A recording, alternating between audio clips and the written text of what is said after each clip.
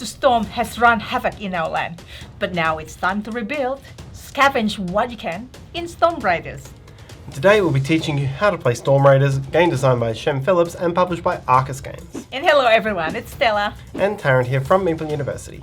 Alright, let's go to the classroom. In Storm Raiders, players are crews, salvaging the storm sites of Atlantis in search of prestige. Drafting dice as they traverse the board, players will collect resources, aiming to complete contracts, and to earn medals and crew, all while avoiding the hazards of the storm. After 6 rounds of play, whoever has scored the most prestige will be the winner. To set up, lay out the main board with the dice tray in the middle.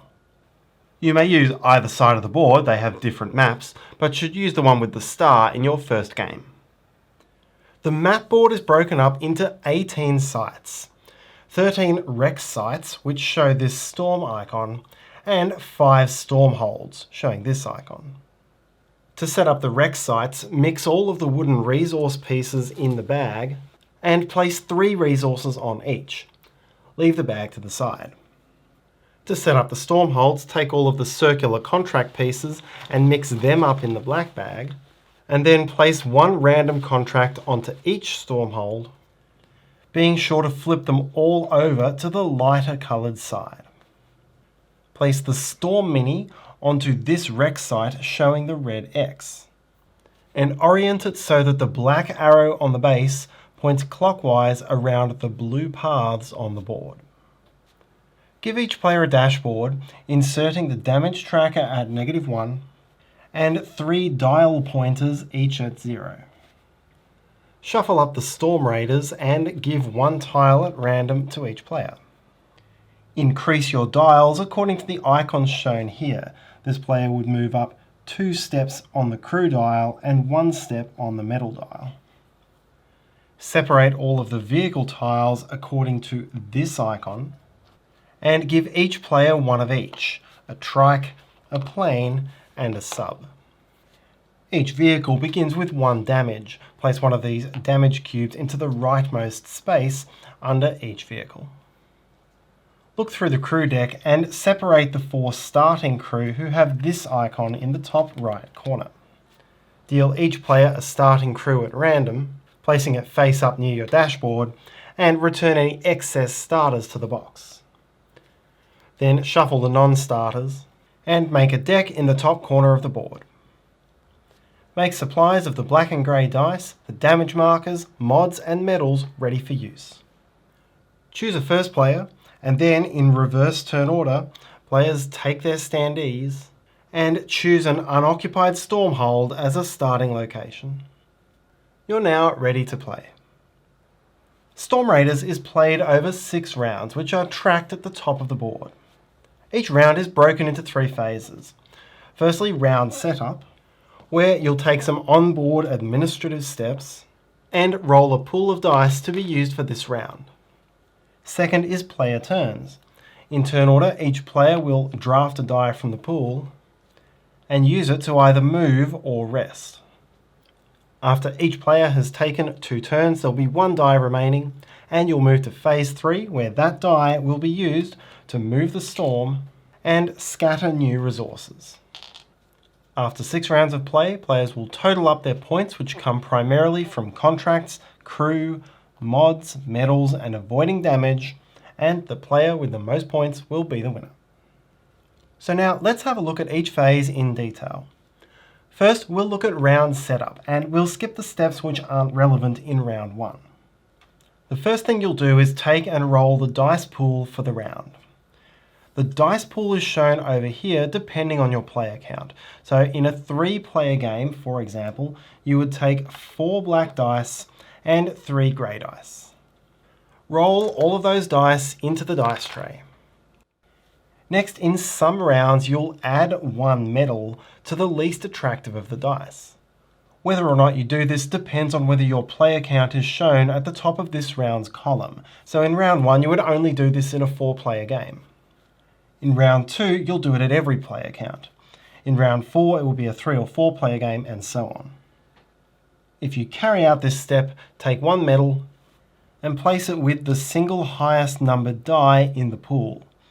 If there's a tie, go for black over grey, and if there's multiple highest dice, simply choose one of them. Next, you'll move on to player turns. In this phase, each player will take 2 turns, starting from the first player and going clockwise twice around the table. On your turn, you must first choose one die.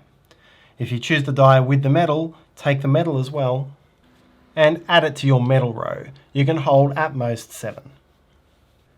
You must now place this die onto your dashboard. You can place it on any one of your 3 vehicles to take a movement turn, or you can place it in this slot here to take a rest turn. We'll first have a look at a movement turn. In Storm Raiders, a player has 3 vehicles, a trike, a plane, and a sub. You can use any one of these 3 vehicles to move, but you're represented by a single standee on the map. In other words, it doesn't matter which vehicle you use on any given turn, you'll always have all 3 vehicles available again on your next turn. Choose one of your 3 vehicles and place your drafted die into its row. There must be a space to place that die, and all dice in a given row must be in strictly ascending order. In this example, neither the sub nor the plane is available, so the trike is the only option. Each vehicle has a special ability which applies for the entire turn if you've chosen and placed in that vehicle. And in some cases that applies during dice placement. Here, for example, I could change this 5 to any other number. However, the final placement must be legal and specific to that vehicle.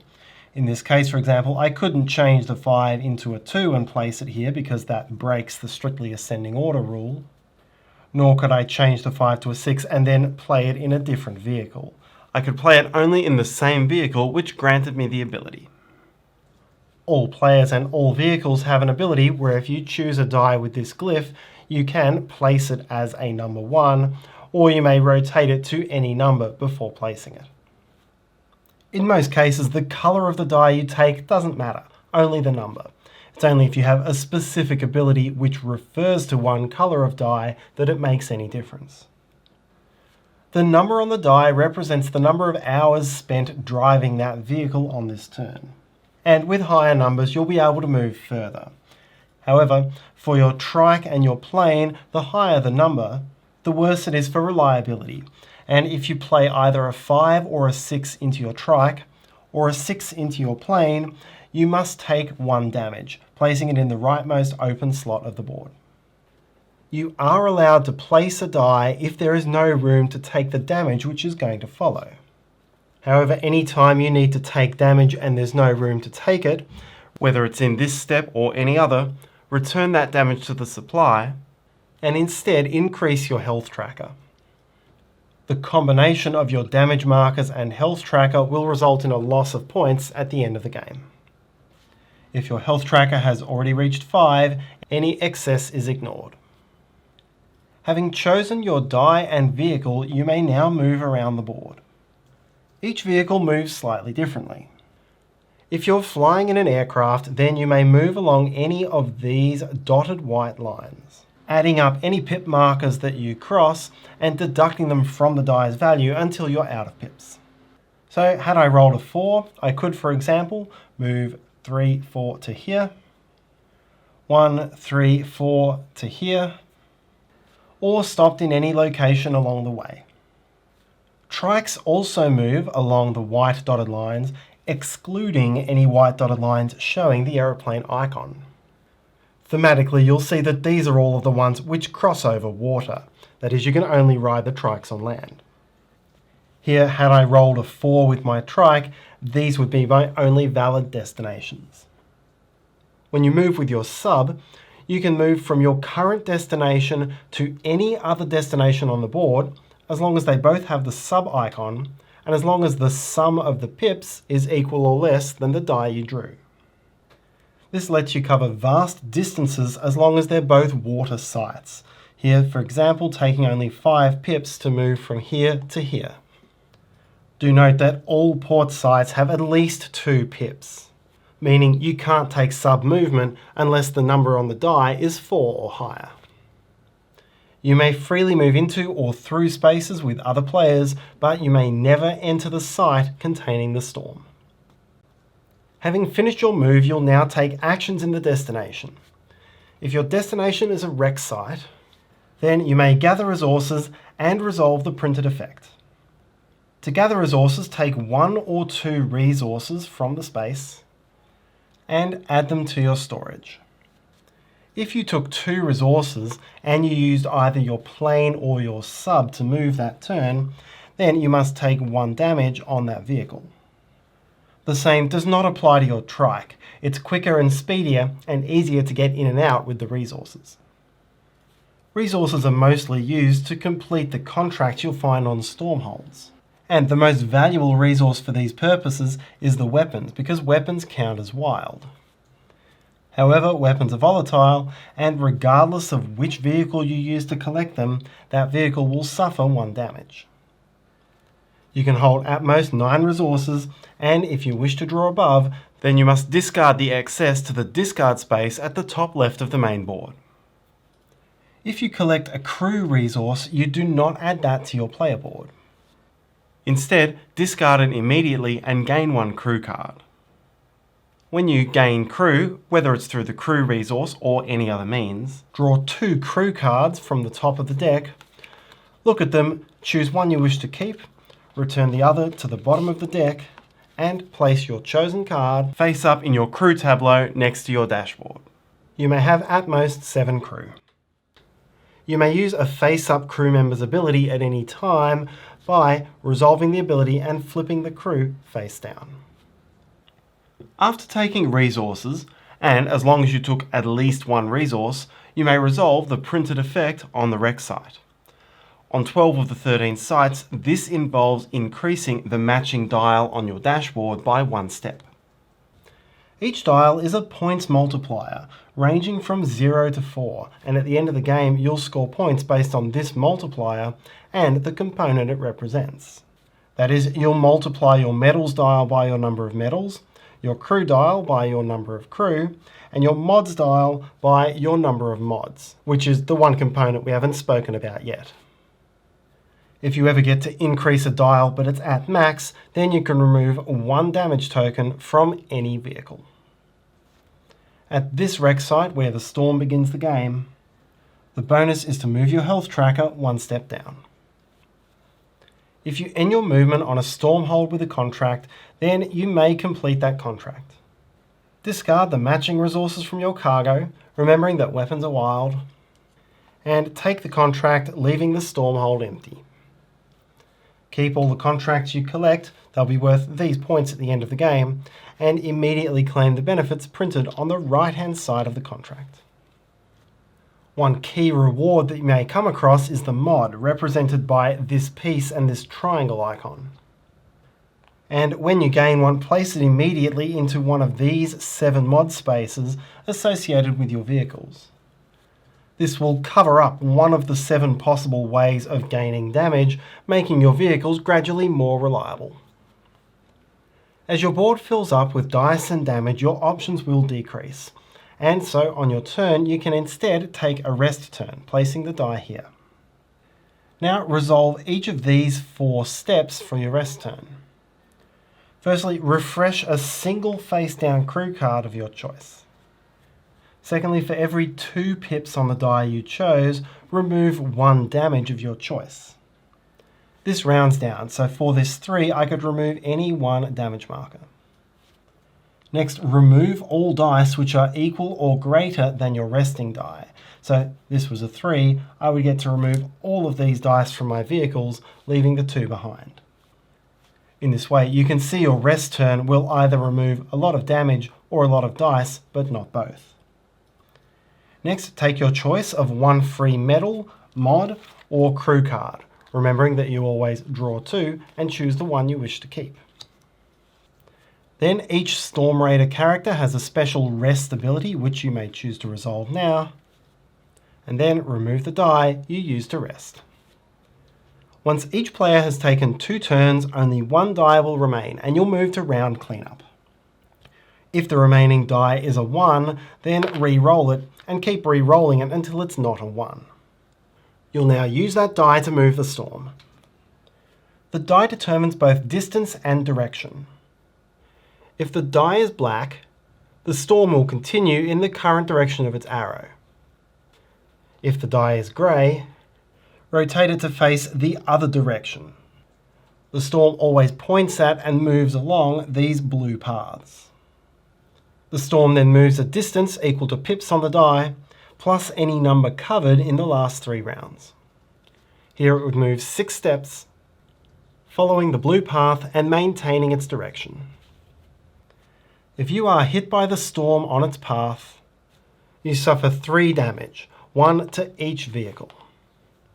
The storm's path takes it only through wreck sites, never through stormholds, meaning you may want to go to safety in a stormhold even if you can't complete the contract. The storm then scatters new resources in its path. Depending on how far it moved, it will deposit this many resources in each space. Here we moved 6 spaces, so we would drop 1 resource at each wreck site, starting at the storm's destination and working backwards. If the bag ever runs empty, take all of the discarded resources, shuffle them back into the bag, and continue drawing. You do not drop new resources where the storm began its movement. Now rotate the first player marker 1 step clockwise and proceed to the next round. Starting from round 2, there will be 1 extra set of steps at the start of round setup, and that is to advance any stale contracts. When a contract first enters play, it will enter on its light side. If it's still there at the start of the next round, you'll flip it to its dark side. The resource cost and points are still exactly the same. The only difference is that the top reward on the light side is always a medal, while the top reward on the dark side has changed to a mod. If the contract is still there at the start of its 3rd round, place 1 damage marker on it. From now on, if a player completes this contract, in addition to the normal rewards and costs, they must take a damage with the vehicle they used this turn. Finally, a contract which is still there at the start of its 4th round is simply discarded. So in round setup, resolve these advancements, but in the reverse order. You'll discard any contracts with damage, add damage to any dark contracts, flip over any light contracts, and finally refill any empty spaces from the bag. You'll then proceed with setting up the dice pool. After the storm moves for the 6th time, the game is over and you'll proceed to final scoring. Gain the points printed in the centre of each contract you fulfilled. For each of your mods, gain the points on your mods dial. For each of your medals, gain the points on your medals dial. And for each of your crew cards, whether face up or face down, gain the points on your crew dial. Gain 1 point for every 2 remaining resources rounded down. Finally, for each of your damage tokens, lose points based on your position on the health track. The player with the highest score wins. If tied, whoever has the fewest damage tokens wins. If still tied, most resources, and if still tied, victory is shared. And that's how to play Storm Raiders. We are using a prototype copy of the game, so the rules and components may not be final, and do check out the project page for the game. We'll put a link to that in the description below. Thanks so much for watching. Your like and comments are much appreciated. Subscribe to see what's coming, and hopefully you have a wonderful day. See you next time.